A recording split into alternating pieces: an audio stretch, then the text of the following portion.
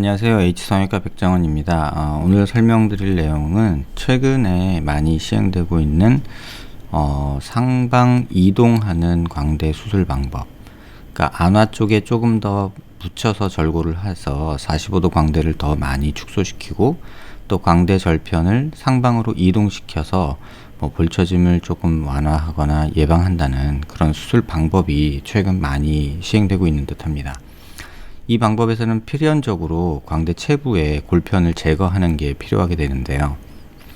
45도 광대를 많이 줄이기 위해서 시행되는 방법이면은 효과적이라고 생각할 수도 있습니다. 다만 이렇게 45도 광대를 많이 줄이기 위해서 안화 쪽으로 절골을 가하면서 또 골편을 제거하면서 상방으로 이동시키는 과정에서 이렇게 버트리스라고 하는 상악의 그 외측면이죠. 이 상악동이라고 해서 있는 우리가 빈 공간인데요. 점막으로 차 있고 감기나 축농증이 걸렸을 때 콧물이 차거나 염증이 생기는 부위이기도 합니다. 이러한 상악동이 외측면이 뼈가 열려서 이쪽으로 수술 직후에 피가 고인다거나 해서 또 헤마토마가 고이고 혈종이 생기고 또 여기서 염증이 발생하는 경우가 꽤나 많이 발견되는 듯 합니다. 또 이렇게 상방으로 이동돼서 볼처짐이 완화된다 라는 내용도 사실 개인적으로는 이걸로 볼처짐이 과연 완화될 것인가에 대해서는 의문점이 있습니다. 오히려 이렇게 상방으로 이동되면서 입을 벌리는 과정에서 조금 더 통증이 유발되거나 또는 그 텐션이 그러니까 교근으로 가는 텐션이 증가함으로 인해서 오히려 이쪽 상부, 체부 상부에서 광대 갭이 생기거나 분류압이 생기는 경우가 좀 더 많이 발생하지 않나. 또 체부 절골을 하면서 골편을 제거하게 되는데 그때 이 아치 길이가 이 광대 절편의 길이가 짧아져서 아치하고의 뼈가 축두골 프로세스와 만나는 그 부분이 뼈가 접촉이 이루어지지 않아서 아치 부위의 분류압도 종종 관찰되는 듯 합니다. 이 환자처럼 오른쪽 상악동이 열려 있는 상태로 고정이 되게 되고요. 또 반대쪽도 보면 이렇게 상악동이 열려 있는 상태로 이제 고정이 되게 되죠. 체부를 약간 올려서 수술을 했고 또 아치 부위도 약간 상방으로 이동된 듯이 고정이 됐습니다. 수술 방법 자체나 수술 자체로는 크게 문제가 없었지만 이 상악동이 열리는 증상으로 인해서 반복적인 상악동염이 있어서 광대 수술 후에 통증과 어떤 치통까지 유발되는 그런 만성적인 상악동염을 겪었던 환자분의 모습입니다. 또 이런 식의 방식으로 수술을 하게 되면 이렇게 체부 쪽 이렇게 광대에 이렇게 계단 현상이 일어나죠. 그래서 이 부분이 만져지고 또 이 부분에서 함몰이 관찰이 되고 또 상부로 이동함으로 인해서 연부 조직이 약간 함몰이 생기는, 그러니까 이쪽이 꺼지는 증상과 이쪽이 꺼지는 증상이 같이 일어나는 경우가 종종 관찰되게 됩니다. 우측에서 보시는 건 좀 다른 예인데요.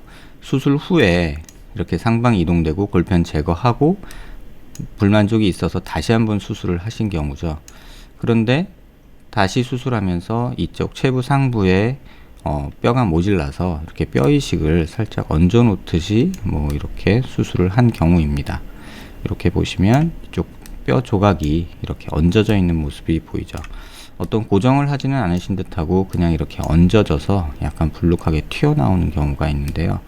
이러한 뼈 이식은 큰 도움이 되지 않을까 개인적으로는 그렇게 생각하고 있습니다. 앞서 말씀드린 대로 이 부분에서도 역시 상악이 열려서 반복적인 상악동염이나 이런 것들이 생기는 경우가 발생을 했던 경우고요. 고개를 들어서 보시면 뭔가 이쪽 아치와 측두골 부분이 조금 어색한 모습이 보이는데요. 이렇게 플레이트를 고정된 모습이 아치를 아예 절골을 해서 2번 수술을 하신 분인데요. 이쪽 측두골에 아예 이렇게 스크류를 박고 그 다음에 아치를 연결하고 또 아치를 다시 한번 연결하는, 그러니까 다시 말해서 스크류가 이중으로 사용된 이런 모습이 관찰이 됩니다. 그래서 한번 플레이트 스크류를 사용하고 또 다시 사용하고 마치 턱끝에서 이제 활용되는 2단 절골 양상처럼 이렇게 수술이 되어 있는데요. 이렇게 옆으로 보면은 사실 아치가 이렇게 일자로 쭉 가는 것이 아니라 한번 가다가 또 튀어나오고 꺼졌다가 또 튀어나오는 약간 이런 모습이 돼서 이게 과연 적절한 수술이었나 라는 약간의 의구심이 있습니다. 또 반대쪽을 보시면 플레이트를 이렇게 겹쳐서 사용한 경우도 관찰이 되는데요. 이게 어떤 이유에서인지 모르겠지만 플레이트가 이렇게 오버래핑이 되는 경우는 좀 적절치 않지 않나 라는 생각이 들고요. 또 하나는 이 앞쪽 뼈가 굉장히 얇은데, 이쪽에 보시면 굉장히 얇죠. 이 얇은 뼈를 굳이 고정을 하기 위해서 스크류를 박아 놨는데, 이 스크류 박아 놓은 위치가 이렇게 뼈가 굉장히 얇아져 있어서 과연 추후에 괜찮을까 라는 어떤 좀 걱정 아닌 걱정이 있는 경우입니다. 기본적으로는 체부절골이 이루어지면서 처음에 문제가 돼서 이 골편 제거하는 거가 문제가 됐던 경우죠. 그래서 아치 길이는 짧은데 역광대는 또 남아있고, 그러니까 역광대, 뒷광대라고 흔히 하죠. 뒷광대를 또 줄이고, 그러다 보니 뼈가 기역자로 꺾인 이전 절골 라인이 있어서 또 그걸 보강하기 위해서 플레이트를 이중으로 사용했던 것으로 생각이 됩니다. 어찌됐든 원인이 됐던 거는 체부의 골편이 제거된 모습이 아마 문제가 됐던 것으로 생각하고 있습니다. 또 다른 예를 보시면요. 이 경우도 마찬가지로 체부의 골편을 제거하고 상방 이동해서 고정을 했던 경우죠. 보시면 상악동이 외측면이 거의 다 열린 모습을 볼 수 있고요. 반대쪽도 마찬가지로 이렇게 열린 모습이 보이죠. 그런데 아치의 연속성이 깨져 있죠. 스크류랑 플레이트로만 연결이 되어 있는데 사실 이 부분은 뼈가 비어 있죠. 그런 상태에서 체부 상부는 또 이렇게 갭이 생기는 경우, 그 다음에 이렇게 보시면 과교정이 일어나서 또 체부에서는 계단 현상이 있는 경우, 대부분 이 정도 되면 피부가 어느 정도 두께가 안 되더라도 이쪽 부위에 함물이 생기거나 또는 이렇게 만졌을 때 이렇게 튀어나온 안화골과 절골면이 좀 만져지는 그런 경우가 발생을 하죠. 반대쪽도 마찬가지로 뼈는 연결이 안 된 상태가 됐고요.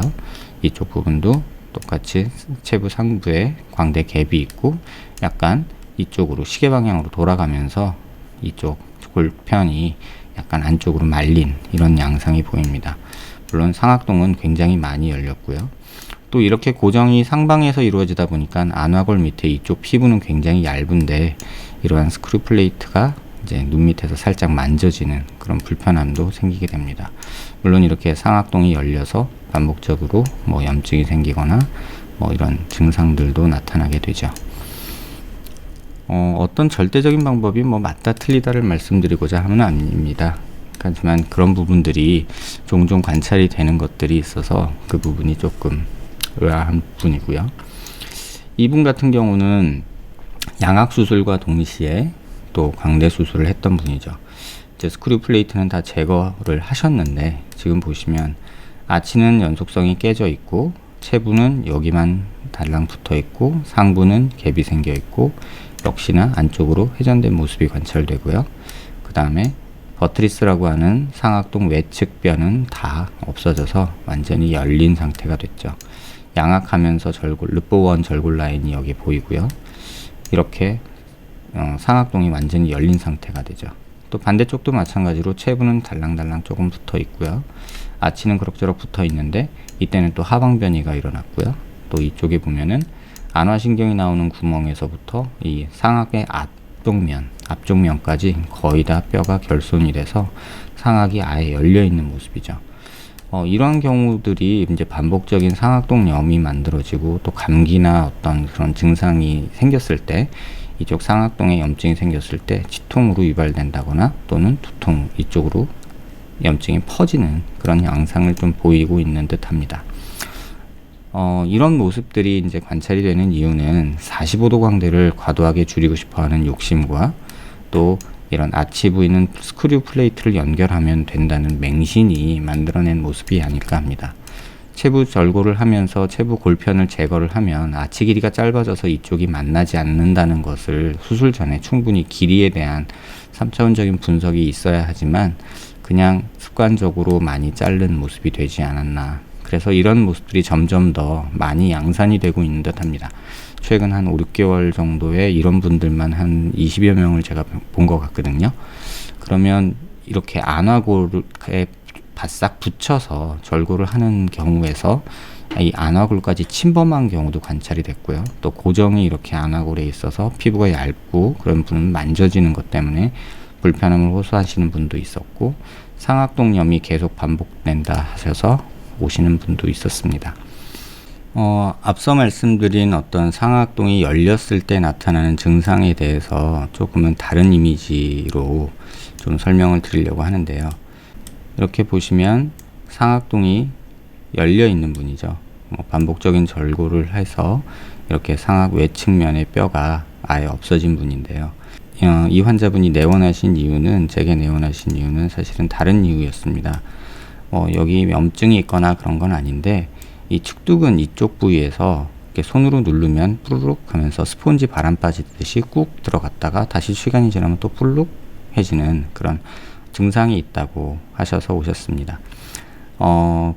이 이미지는 이 하늘색으로 표현된 게 이제 겉 피부와 그 다음에 몸 안에 있는 어떤 그 빈 공간들, 그러니까 상악동이나 에어웨이를 보기 위한 음영인데요. 이렇게 보시면 이쪽에 상악동이 보이게 되고요. 이게 기도죠.